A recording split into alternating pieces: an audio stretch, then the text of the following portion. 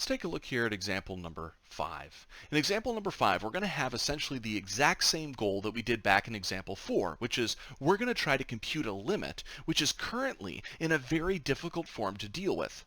Notice again, if I was to try to calculate this limit directly using some limit laws, I would note that the limit of the numerator is going to be infinity, and the limit of the denominator is also going to be infinity, and I can't work with this. Remember, just like we said above, that's not a well-defined value. I don't know what that is.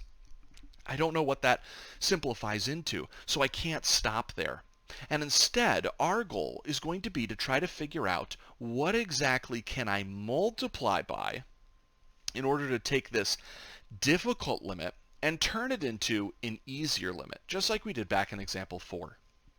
Now, I'll give you a couple quick pointers or guidelines to try to follow before I let you attempt to experiment on what you might want to multiply by to make this process a bit easier.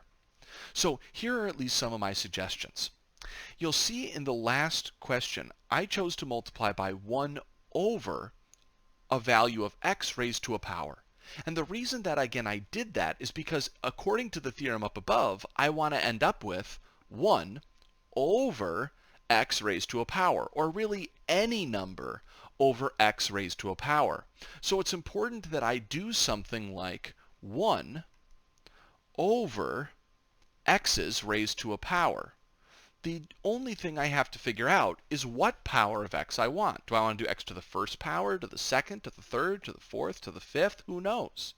I'm going to ask you, though, to go ahead right now, pause the video, and just do some experimentation. If you want, use a piece of scratch paper so you don't have to clutter up your notes with just some of your scratch work. But try to pick a power of x and see what happens as you begin to simplify out the fractions and try to calculate the individual limits.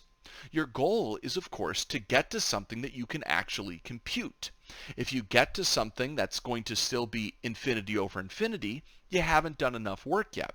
If you get to something that looks like 0 over 0, you still can't evaluate something like that. But try to tinker around with this to see what you can come up with.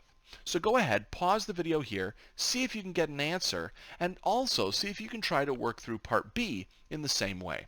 When you unpause the video, you'll see me work through each of these solutions.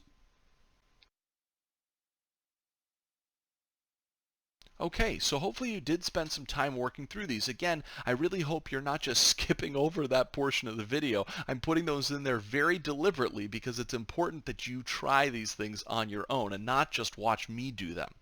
It's easy to watch me, but you want to test how much you're understanding things. All right, well, let's take a look here at example 5. You may have tinkered around with this for a little while, but actually you can simply just do a 1 over x here. Let's take a look at what happens when I do this.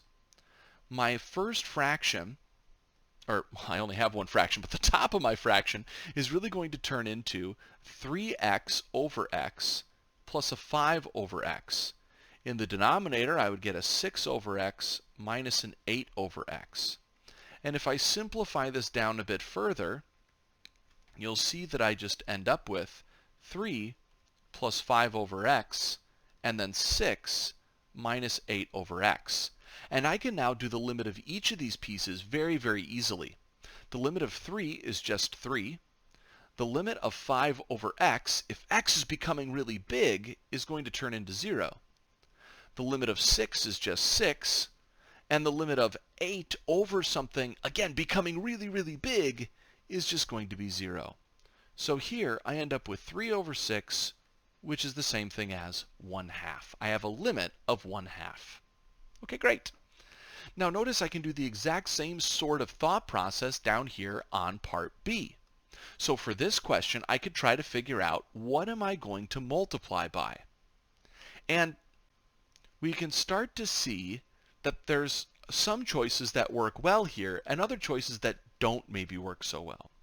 Now, some of you may have caught on to an interesting pattern. Notice that in the previous problem, we had x to the third as the largest power. Here, we had x to the first as the largest power, and so those seem to be the things that we divided by, right? An x to the third and an x to the first. Now, some of you may have tried that down here, but you could actually probably see that if you multiplied by a 1 over in x to the third power, this is actually going to create a issue in the denominator of the resulting fraction. Because if I was to just kind of move one step ahead, you could actually see here that my denominator is going to become 1 over x to the third, and then when simplified, 3 over x squared. Now, regardless of what the numerator is, you can see why a problem might occur. When I evaluate this limit out in the next step, I'm going to see that this value here, 1 over something becoming very large, will be 0. 3 over something very large will be moving towards 0. And that means I'm going to end up with some fraction that's going to be divided by 0. And that's not good. So I'm not just going to be choosing the largest power of x to divide by, but I have to choose ultimately the largest power of x that occurs in the denominator of the fraction, because I want to make sure that I don't select something too large that will cause the entire denominator to just become 0. So here, I'm actually going to go ahead and just pick 1 over x, since that's the largest power of x occurring in the bottom of the fraction.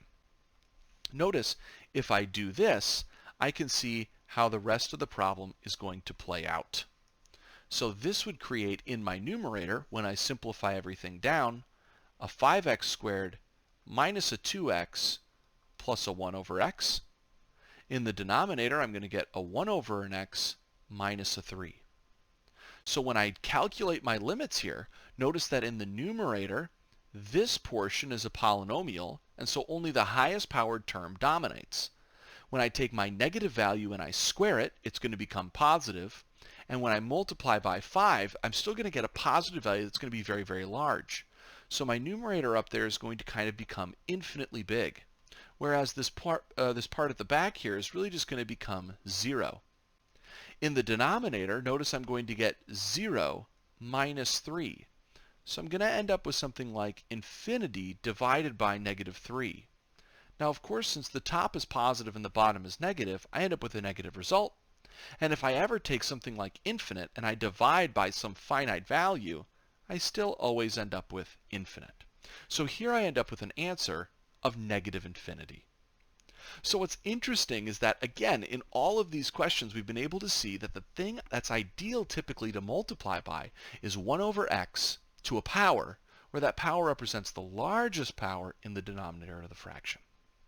Now, one other thing that we can state about this example, the previous one, and even the one back in example 4, is that, again, what we have found is something about the horizontal asymptotes of the graph.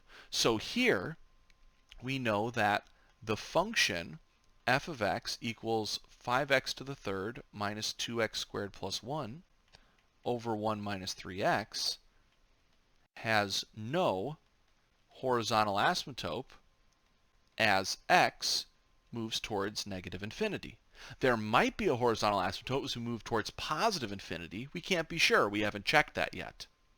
We definitely know in part A that the function 3x plus 5 over 6x minus 8 has a horizontal asymptote of y equals 1/2 as x moves towards, in this case, positive infinity.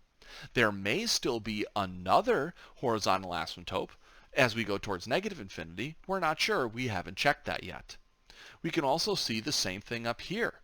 We can also see that back in example 4, the function of 4x squared minus x over 2x to the third minus 5 has a horizontal asymptote of y equals 0 as x approaches negative infinity. And there may be another one as x approaches positive infinity, but I'd again have to check that separately.